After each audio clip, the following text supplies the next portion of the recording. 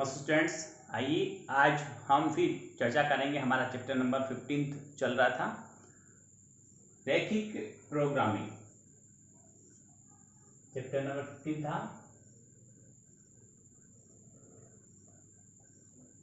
Linear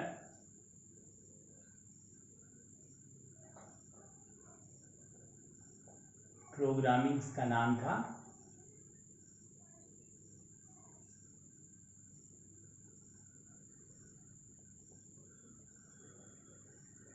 chapter 15 था।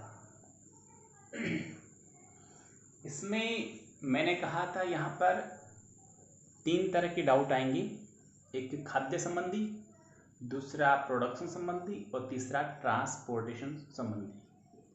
खाद्य संबंधी डाउट मैंने आपको एक्सप्लेन किया, उनके कैसे इक्वेशंस बनते हैं वो भी मैंने एक्सप्लेन किया, उसका जो ग्राफिकल रिप्रेजेंटेशन है वो भी हमने देखा, और उसका लास्ट फाइनल मिनिमाइजेशन और मैक्सिमाइजेशन के काम तक हम एंड तक हम पहुंचे थे। अब हम बात करेंगे, डाउट होंगे प्रोडक्शन वाले। मैं डाउट स्टार्ट करने से पहले आप सभी को बताना चाहता हूं कि कुछ समय बाद, चंद समय बाद अपने फॉर्म भरने की डेट आने वाली है, जल्दी ही आ सकती है। तो आप सतर्क रहें, सावधान रहें, पढ़ाई करें, मेहनत करें और अपने एग्जाम की पूरी मानसिकता बनाकर चलें। सभी लोग वीडियो देखें, प्रत्येक विषय का देखें, और किसी के किसी प्रकार की दिक्कत है तो आप स्कूल में फ़ोन करके आकर या घर पेरेंट्स की परमिशन लेकर आप स्कूल आकर पूछ सकते हैं। पहले फ़ोन करके आएँ कि कब आ रहे हो। एक दूसरी महत्वपूर्ण सूचना ये है आपके लिए कि अक्टूबर के फर्स्ट वीक में, जैसा मैंने आपको पहले बताया था, कि आपकी होमवर्क की कॉपी है वो चेक होगी, असाइनमेंट चेक होगा, क्योंकि अब की बार से first test, second test, third test नहीं हो रहे हैं, तो उनकी जगह असाइनमेंट के मार्क्स ऐड होंगे, और वो तभी मिलेंगे जब टीचर के वहाँ सिग्नेचर होंगे, सील लगेगी सर की, तब उसके मार्क्स वहाँ पर ऐड हो पाएंगे। तो उसके लिए भी आप प्रिपेयर रहें, पूरा होमवर्क करें, मेहनत करें, सवाल निकालें और अपने भविष्य के प्रति सचेत रहें। ये आपको बहुत ध्यान रखना है। नेक्स्ट आप जो टॉपिक हम ले रहे हैं वो आज प्रोडक्शन संबंधी है। प्रोडक्शन संबंधी डाउट को कैसे अपन हैंडल करेंगे, आइए मैं एक सवाल पढ़ता हूं, आप देखिए। अपने 15.2 का सवाल संख्या 4 है। एक निर्माता औद्योगिक यंत्रों के लिए नट और बोल्ट उत्पादन करता है। एक पैकेट नटों के उत्पादन के लिए यंत्र ए पर 1 घंटा, यंत्र बी पर 3 घंटे काम करना पड़ता है, जबकि एक पैकेट बोल्ट के उत्पादन के लिए यंत्र ए पर 3 घंटे और बी पर 1 घंटे काम करना पड़ता है। निर्माता नटों तथा बोल्टों के प्रति पैकेट पर लाभ क्रमशः 2.50 रुपये यानी 2.5 रुपये और 1 रुपये कमाता है। यदि वो प्रतिदिन अपने यंत्रों को अधिकतम 12 घंटे तक संचालित कर सकता है तो प्रत्येक यानी नट और बोल्ट के कितने कितने पैकेट उत्पादित करे कि उसका लाभ अधिकतम हो जाए। समस्या का गणितीय स्वरूपण कर हल करें, यानी गणितीय स्वरूपण का मतलब से यहाँ इक्वेशंस, इक्वालिटीज बनानी है और फिर इसे मैथमेटिकल फॉर्म में लाना है और फिर हम इसे सोल्व करेंगे। देखिए मैं स्टार्ट कहाँ से करता हूँ, वापस उठिए। क्या उत्पादित कर रहा है? नट और बोल्ट के पैकेट्स बना रहा है। सवाल में लास्ट में क्या पूछा गया कि साहब कितने तो नट के पैकेट बनाए और कितने बोल्ट के पैकेट बनाए। हमें प्रत्येक सवाल में 2 अननोन वैल्यूज होगी, 2 अज्ञात राशियों के बारे में कहा जाएगा। उन दोनों अज्ञात राशियों में से एक को x मानना है, एक को y मानना है। ये प्रत्येक सवाल में इसी तरह से रहेगा, उसको ध्यान में रखिए। हम मान लेते हैं कि माना नट के पैकेट्स x हैं और बोल्ट के पैकेट्स y हैं। यहां से हमारी शुरुआत होगी। तो देखिए सबसे पहले भाषा में आप लिखेंगे कि माना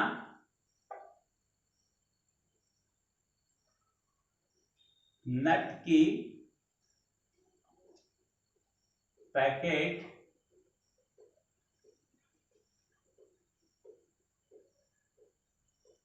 x हैं तथा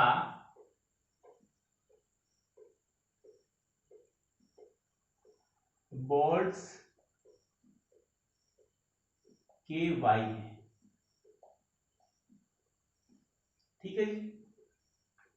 सबसे पहले उद्देश्य फलन लिखा जाता है, यानी हमारा मोटो क्या है, अधिकतम लाभ अर्जित करना। उद्देश्य फलन जिसे Z से लिखते हैं। प्रथम प्रकार के प्रत्येक पैकेट पर 2.5 रुपए का लाभ होता है, और जो यानी नट जो पैकेट नट बनाए उन नट के एक पैकेट पर 2.5 रुपए का लाभ होता है, और एक बोल्ट्स के पैकेट पर 1 रुपए का लाभ होता है। ये Z हो गया। फिर हम इसके व्यवरोध लिखेंगे, वो व्यवरोध सवाल की प्रतिबद्धता के अनुसार लिखे जाएंगे, यानी जैसे सवाल में दिया गया उसके अनुसार ही हम उसको लिखेंगे। ग्रेटर देन है या लेस देन है, जो भी लिखना है प्रतिबद्धता के अनुसार।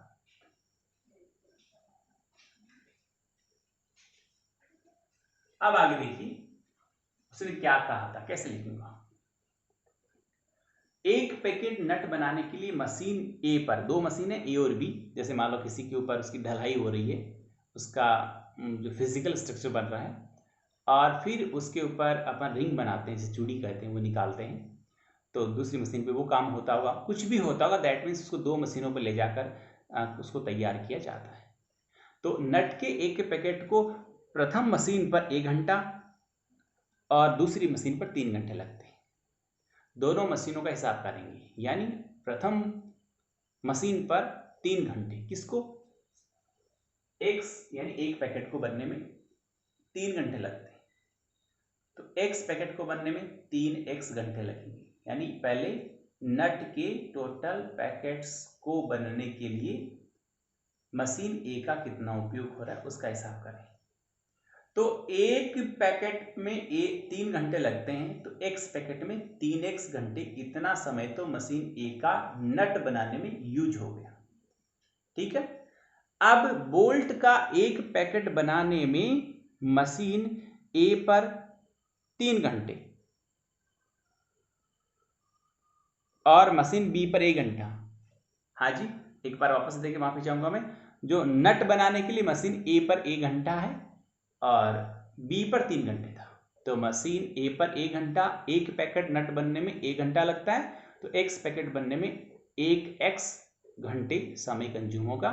और बोल्ट का एक पैकेट बनाने के लिए मशीन ए पर 3 घंटे काम करना पड़ता है, तो वहां पर 3y हो गया टोटल उसका समय, यानी जितने पैकेट हमने बनाए उनकी संख्या के अनुसार टोटल कितना टाइम कंज्यूम हुआ उस मशीन बी का, वो हो गया 3y।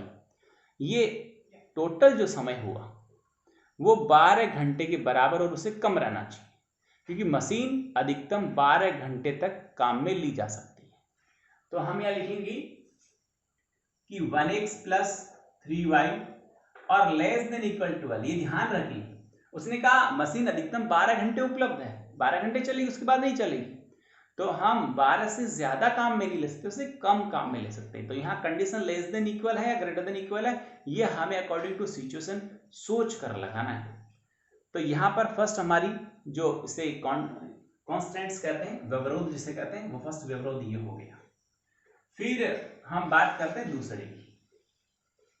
दूसरा व्यवरोध बनेगा, उसमें 3x यानी एक नट के पैकेट को बनने में मशीन बी पर 3 घंटे लगते हैं, और एक बोल्ट के पैकेट को बनने में मशीन बी पर 1 घंटा लगता है, यानी यहां पर 1y हो गए, और लेस देन इक्वल यहां भी 12 रहेगा।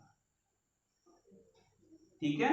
और x greater than equal y and y also greater than equal 0, sorry x greater than equal 0 and y greater than equal 0, ये हमें लिखना है। क्यों लिखना है? क्योंकि यदि बाजार में डिमांड केवल बोल्ट्स की आ रही है उस समय, तो हम वहां पर नट नहीं बनाएंगे, नट की यदि डिमांड आ रही है तो हम बोल्ट्स नहीं बनाएंगे।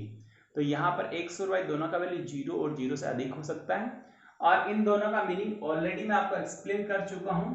इन दोनों जो कॉन्स्टेंट्स हैं, व्यवरोध हैं, इनका तात्पर्य मीनिंग अर्थ ये होता है कि ये प्रथम चतुर्थांश को निरूपित करते हैं, यानी जो आंसर आएगा, जो हल क्षेत्र आएगा, वो प्रथम चतुर्थांश में ही आएगा। सुसंगत हल क्षेत्र या इष्टतम जो बिंदु आएगा, इष्टतम हल क्षेत्र आएगा, वो फर्स्ट क्वाड्रेंट में ही आएगा, ऐसा डिनोट करते हैं।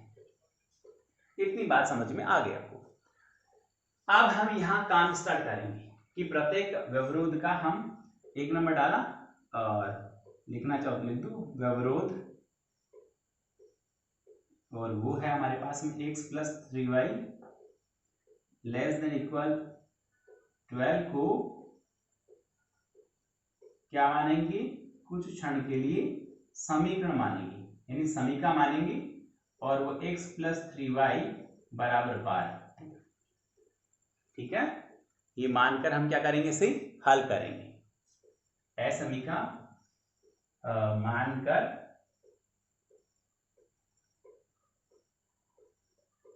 हल करने पर, हल करेंगे तो टेबल बनाएंगे हम इस तरह से, यहां बना ली जाए फर्स्ट x सेकंड y। यदि इसमें x का वैल्यू 0 रहता है तो y का वैल्यू 4 हो जाएगा, y का वैल्यू 0 रहता है तो वैल्यू 12 हो जाएगा। क्लियर है, x का वैल्यू 0 है, x का वैल्यू 0 रखा है, कंप्लीट 0 हो गया, तो 3y = 12, y = 12/3 4 हो गया, और यदि y का वैल्यू 0 होता है x का वैल्यू 12 हो गया। इतनी बात आपको क्लियर हो गई।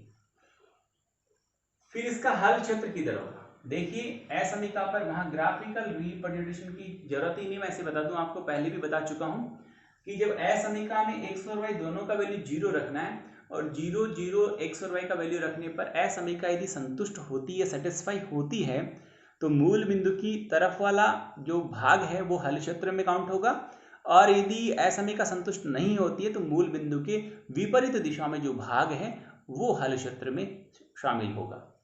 तो हम ये लिखेंगे कि x = y = 0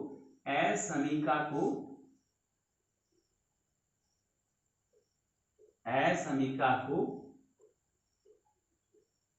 संतुष्ट करते हैं।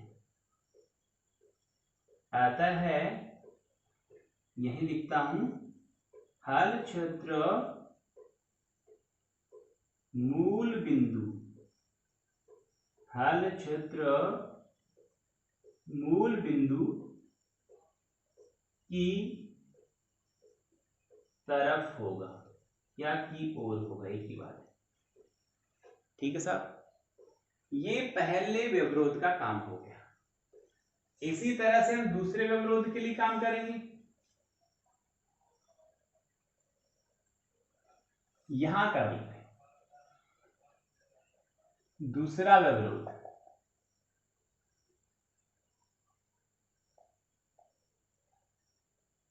वो है 3x + y <= 12।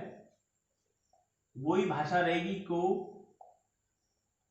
समीका मानना पड़ेगा यदि ग्राफ खींचना है तो, और समीका होगी 3x + y = 12 मानकर हल करने पर। हल करेंगे इसे तो हमारे पास इसका रिजल्ट आएगा, मतलब जो हम बनाएंगे टेबल उसके मान इस प्रकार आएंगे, x और y, x का वैल्यू 0 है तो y का वैल्यू 12 हो गया,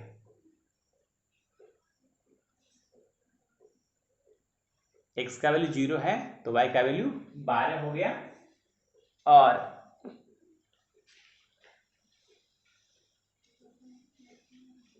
एक बार इधर लिखता हूं, आगे का पार्ट नहीं दिख रहा आपको, को समीका 3x + y = 0 लेने पर, इतना लिख दो, मानकर कोई बात नहीं, लेने पर हम इसे हल करेंगे। ये x हो गया, y हो गया, x का वैल्यू 0 है तो y का वैल्यू 12 हो गया, y का वैल्यू 0 तो x का वैल्यू 4 हो गया। इतनी बात आपको समझ में आ गई। और नेक्स्ट पॉइंट भी यही रहेगा, सेम टू सेम, कि x = y = 0 असमीका को संतुष्ट करता है। ठीक है, अतः हल क्षेत्र मूल बिंदु की तरफ होगा। फिर आगे देखिए, और थर्ड आपको पता ही है, और आप चाहो तो लिख दूं, x > 0 तथा y ग्रेटर देन इक्वल 0, जो प्रथम चतुर्थांश हमारा फर्स्ट क्वाड्रेंट है, प्रथम चतुर्थांश को निरूपित करते हैं।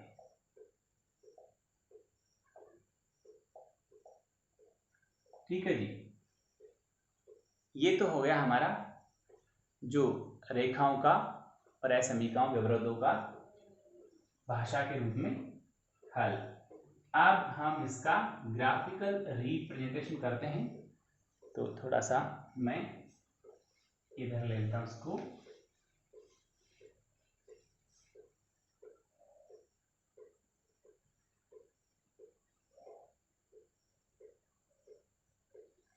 ये x और x डेस है, ये y और y डेस है, ये 0 है, अधिकतम 12 है, फिर भी हम 2 2 ले लेते हैं। 2 4 6 8 10 और 12। इधर भी 2 4 6 8 10 और 12, और इधर -2 -4 -6 -8। हालांकि इधर यूज भी नहीं आना, पर फिर भी हमें लिखना है, पैमाना लिखना जरूर है। ओके,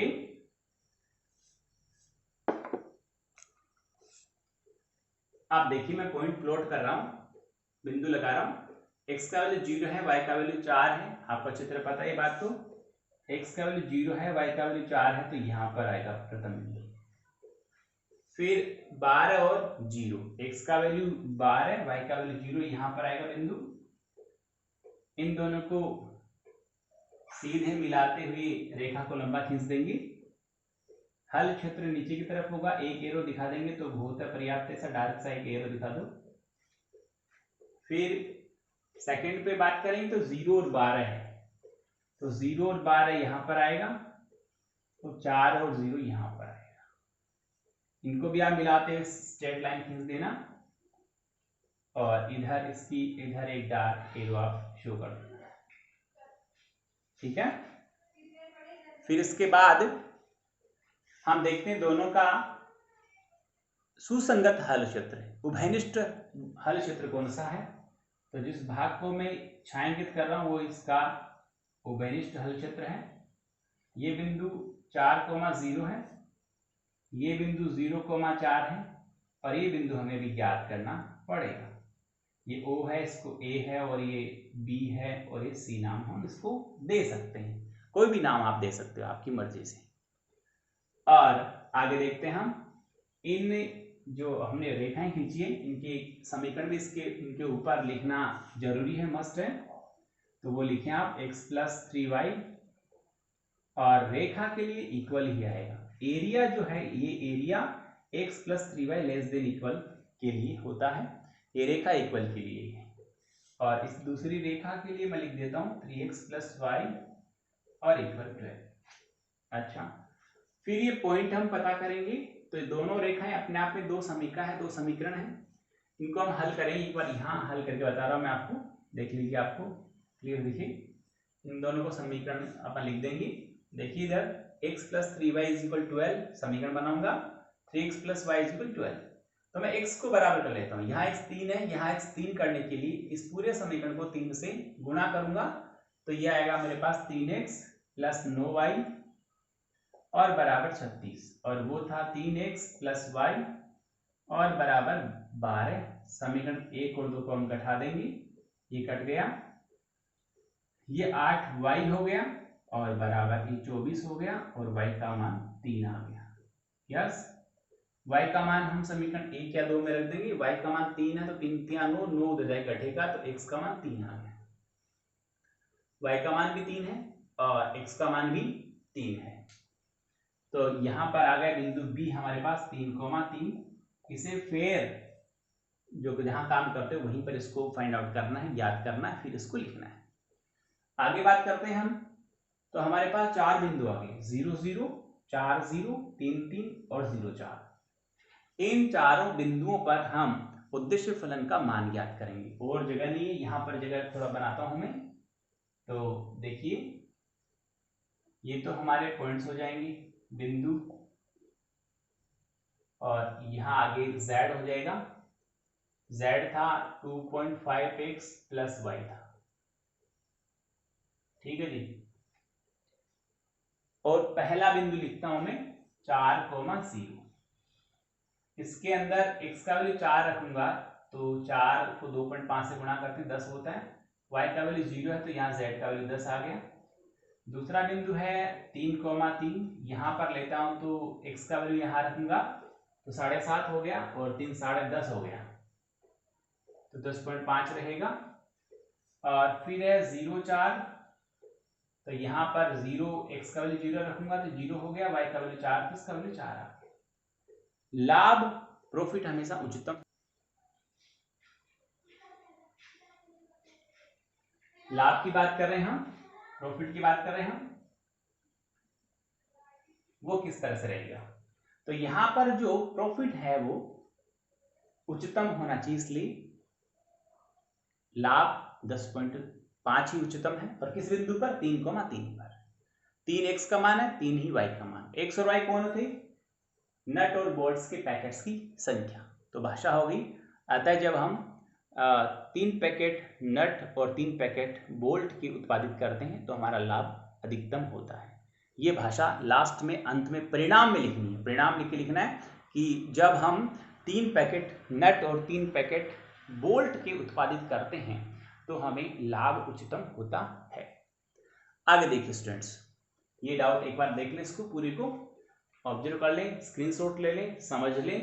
और जितने अपने डाउट हैं, जैसे अपने 15.2 में डाउट है हमारे पास में 10, आपको करने कौन कौन से हैं, आपको करना एक तो सेकंड करना है, एक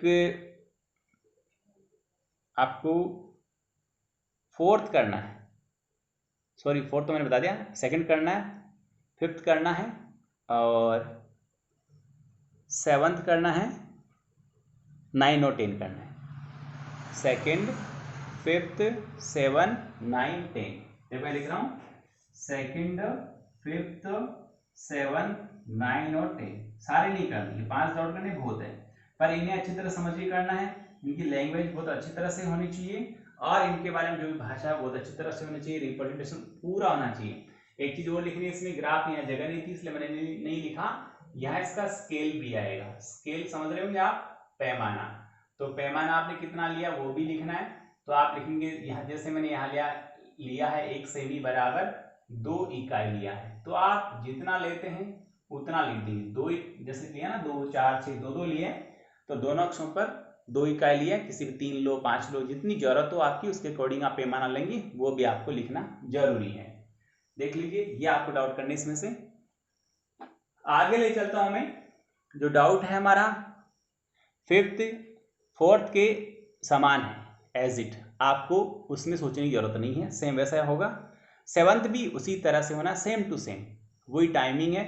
भाई कितने टाइम मशीन आपके पास उपलब्ध है, यहाँ दोनों मशीन 12-12 घंटे उपलब्ध थी इसलिए दोनों में 12-12 आया। अब आगे सेवंथ में आपको एक मशीन है वो 3 घंटे 20 मिनट उपलब्ध है, दूसरी मशीन 4 घंटे उपलब्ध है, तो यहाँ 3 घंटे 20 मिनट को आप जो बनाओगे तो 3 सही 20/60 यानी 10/3 हो जाएगा। याद रखिएगा, इसको ढंग से बनाइएगा। और सेकंड में 4 घंटे हैं तो वो भी लेस देन का साइन ही लगेगा, क्योंकि जितने टाइम के लिए मशीन उपलब्ध है उससे ऊपर अपन काम नहीं कर सकते। फिर बात मैंने 9th और 10th की थी, तो एक बार 9th मैं आपको एक्सप्लेन करता हूँ, फिर 10th अपन आगे करेंगे।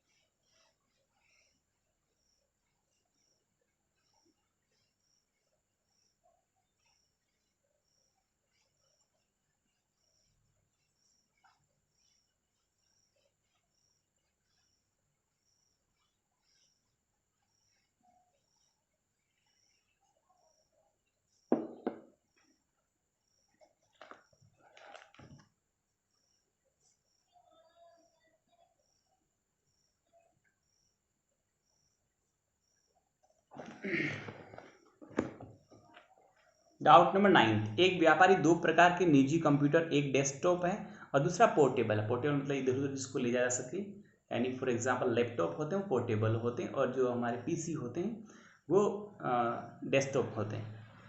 तो उनकी प्रत्येक की कीमत है वो डेस्कटॉप की 25,000 है और पोर्टेबल की 40,000 है। वो इस प्रकार से उसे खरीदना चाहता है कि उसके पास टोटल जो इन्वेस्ट करने के लिए 70 लाख रुपए और उसकी गोडाउन में 250 से ज़्यादा 250 से ज़्यादा सेट नहीं रखे जा सकते, यानी वो स्टॉक करेगा तो 200 या 200 से कम करेगा और टोटल इन्वेस्ट करेगा तो वो 70 लाख से कम करेगा, चाहे कितने भी डेस्कटॉप खरीदे चाहे कितने भी पोर्टेबल खरीदे। और डेस्कटॉप को बेचने से 4,500 रुपये का प्रॉफिट होता है और पोर्टेबल को बेचने से 5,000 का प्रॉफिट होता है। तो हमें इसे सोल्व करना है। तो हाँ, उसने सवाल में पूछा क्या है, स्पष्ट लिखा है कि बताइए वह कितने कितने दोनों प्रकार के कंप्यूटर खरीदे स्टॉक करे कि उसका लाभ उच्चतम हो जाए। तो लाभ कितना हो रहा है ये तो Z हो गया और ज्ञात करना है कि डेस्कटॉप की कितनी संख्या है और पोर्टेबल की कितनी संख्या है। तो सवाल स्टार्ट होगा, माना डेस्कटॉप टाइप की वो X कंप्यूटर खरीदता है या X सेट खरीदता है और पोर्टेबल प्रकार की वो Y सेट खरीदता है। तो आइए मैं यहां से स्टार्ट करता हूं। माना डेस्कटॉप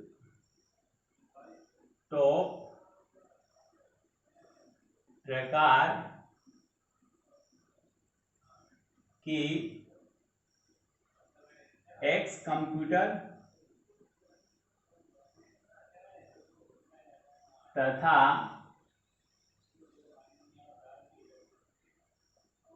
पोर्टेबल प्रकार की Y कंप्यूटर खरीदता है।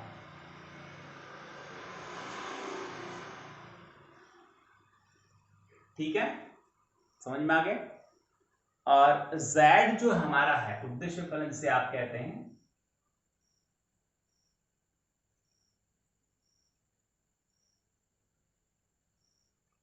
वो बनेगा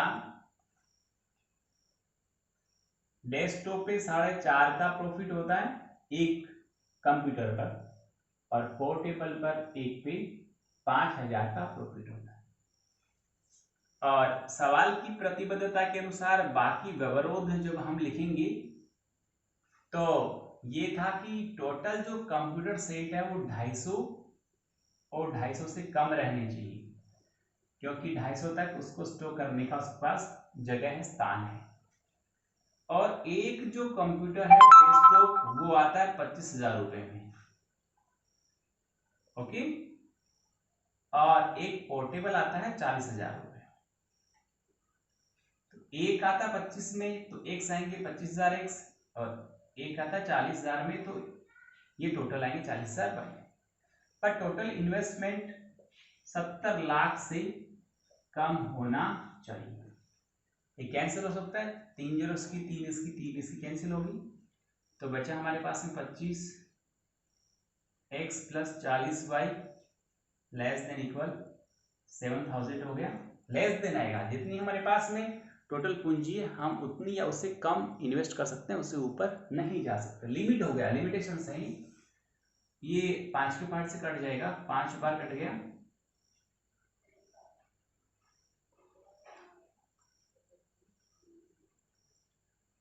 5x हो गया, ये 8y हो गया और 140 हो गया, सॉरी 14 हो गया, ठीक है 1400 हो गया, ये सेकंड है। और वो तो होना ही है x greater than equal 0 and y greater than equal 0, ये तो फर्स्ट क्वाड्रेंट होता है। अभी जैसे मैंने आपको इनको बराबर निशान लगाना है, x का वैल्यू 0 तो y का वैल्यू 250 आ जाएगा, y का 0 तो x का 250 हो जाएगा। फिर ऐसे यहाँ पर x का 0 तो y का समथिंग आएगा, जो y का 0 तो x का समथिंग जो आएगा। इस तरह से आप दो पॉइंट दो बिंदु प्रत्येक असमीका से आप समीका मानते हुए हल करेंगे, उनका आप ग्राफिकल निरूपण करेंगे और उसके बाद आप हल क्षेत्र ज्ञात करेंगे, x y की वैल्यू पता करेंगे आगे काम वैसे होना जैसे अभी मैंने पूरा एक सवाल आपको एक्सप्लेन किया था, सेम एज इट होना है। अच्छी तरह करें, कॉन्फिडेंस रखें और ट्राई करेंगे आपको आराम से आएगा, डरने की जरूरत नहीं है। जो सवाल आए उनको फेयर नोट में करना है। 9th मैंने बता दिया, 10th अपन नेक्स्ट क्लास में चर्चा करेंगे। अच्छी तरह पढ़ाई करें, मेहनत करें, होमवर्क जरूर करें। बहुत बहुत धन्यवाद।